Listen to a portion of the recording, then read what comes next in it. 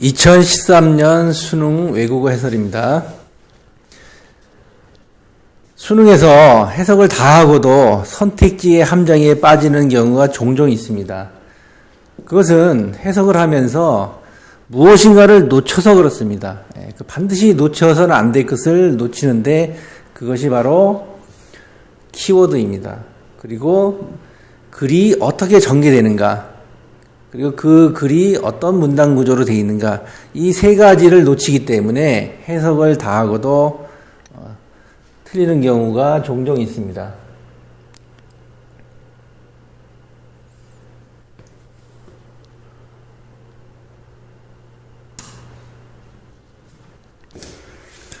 그래서 이번 수능 해설은 이 세 가지를 중심으로서 해설을 한번 해보겠습니다. 25번은 벨딩 지역의 그라운드 스키럴의 불균형을 얘기하고 있습니다. 불균형. 어떤 불균형이냐? 알람콜의 혜택을 입느냐, 마느냐. 즉, 어떤 집단에 가면 천적이 나타났을 때 조용하고, 어떤 집단에 가면 천적이 나타났을 때 시끄럽게 알람콜을 내는, 그것을 관찰한 불균형입니다. 그것의 가설을 얘기하고 있습니다. 그것의 가설.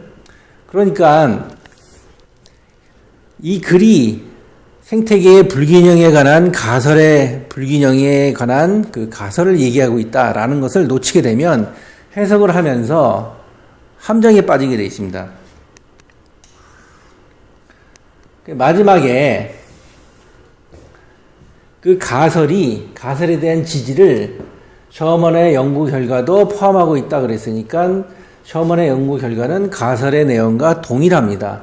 그래서 여기에 빈칸을 낸 이유는 가설의 내용을 정확하게 알고 있느냐 모르고 있느냐를 물어보는 것에 불과한 것입니다.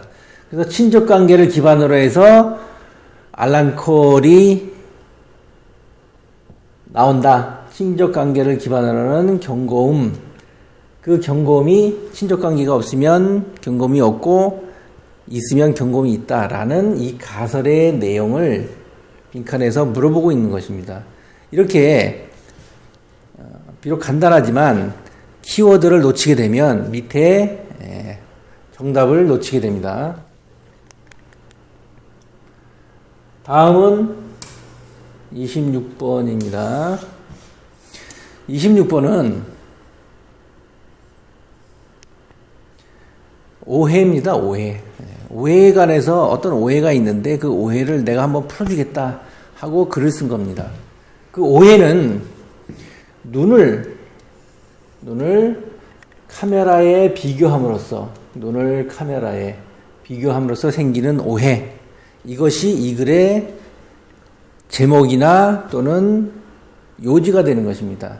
그 오해의 구체적인 내용은 오해를 썼으니까 밑에서 오해가 왜 생겼는지를 설명해 줄 것입니다.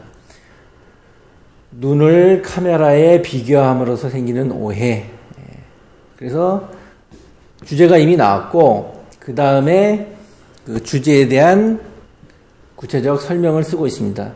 그 구체적 내용이 두 문단으로 나눠 있습니다. 이렇게 however를 통해서 위에는 공통점, 아래는 그러니까 다른 점이겠죠. 공통점만 부각시킴으로써 생기는 오해를 설명하고 있는 것입니다. 공통점이 있음에도 불구하고 다른 점도 있다. 다른 점을 부각이 안 되니까 오해가 생긴다 하는 이런 전체적 구조가 보여야 쉽고 빠르게 정답을 풀 수 있습니다. 27번입니다.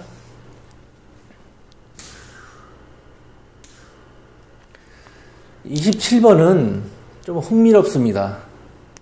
먼저 퀘스천 마크 물음표입니다.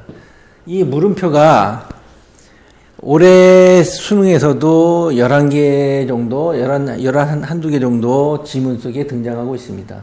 이 물음표는 한 지문 안에 물음표가 등장하면 이것이 답입니다. 이것만 분석을 하면 빠르고 정확하게 답을 찾을 수 있습니다.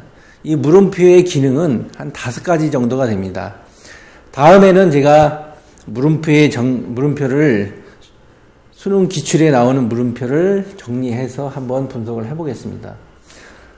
먼저 이 글은 증거에 대한 글입니다. 어떤 증거냐면 소피스티케이트한 좀 세련된 수준이 있는 언어를 구사하고 있다는 증거를 얘기하고 있고, 여기서 뭐라고 얘기했냐면 언어가 유전을 기반으로 하고 또 문화 에볼루션의 키가 되고, 그리고 네안데르탈인이 언어를 가지고 있다면 도대체 왜 그 네안데르탈 키트가 그렇게 거의 문화적 변화가 없었느냐라고 물어보고 있습니다. 이것은 반문입니다. 반문이라는 것은 강한 부정을 얘기하고 있습니다. 그러니까 이 글 쓴 사람이 왜 이 글을 썼냐면, 누군가가 증거를 들이댔습니다. 이런 소피스티케이트한 좀 세련된 언어를 구사했을지도 모른다는 증거를 제시하니까 그렇지 않다라는 반박의 글을 내고 있는 겁니다. 그래서 이 글은 주제가 네안데르탈인이 그런 세련된 언어를 사용했다 하는 그 증거에 대한 근거는 없다. 그 증거에 대한 신빙성이 미약하다, 없다 라고 하는 것이 주제가 됩니다. 원래 이런 주제를 물어봐야 되는데 여기서는 빈칸을 물어봤습니다. 그리고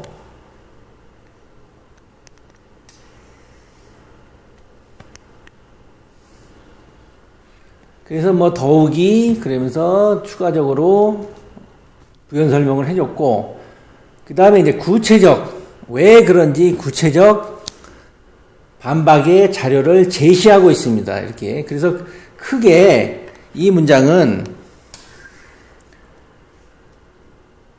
언어에 대한 증거가 없다라고 주장을 하고, 그것에 대한 구체적인 반박의 자료를 제시하는 이 2개의 문단으로 나눠져 있습니다. 정리해보면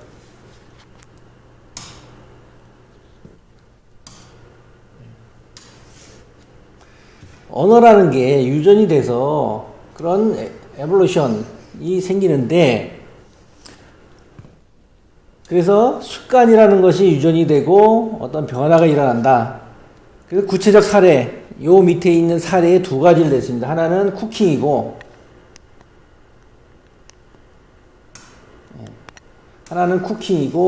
하나는 밀크 드링킹입니다. 그래서 이런 습관들이 유전이 돼서 뮤테이션이 일어나는데 라고 반박을 하고 있는 것입니다. 그래서 이 글에서는 요거에 대한 구체적 사례를 요약한 거에 불과한 겁니다. 이것을 놓치게 되면 밑에 선택지의 함정에 빠지게 됩니다.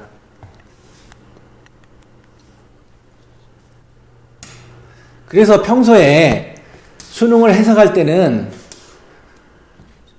수능을 연습하기 위해서는 글 전체를 다 볼 수 있도록 키워드와 그 키워드를 중심으로 한 주제나 요지, 그리고 그 글이 어떻게 전개되어 있고 그것이 어떤 구조를 가지고 있는가 하는 그런 연습을 평소에 해서 그런 내공을 많이 길러야 똑같은 시간에 해석을 하더라도 바로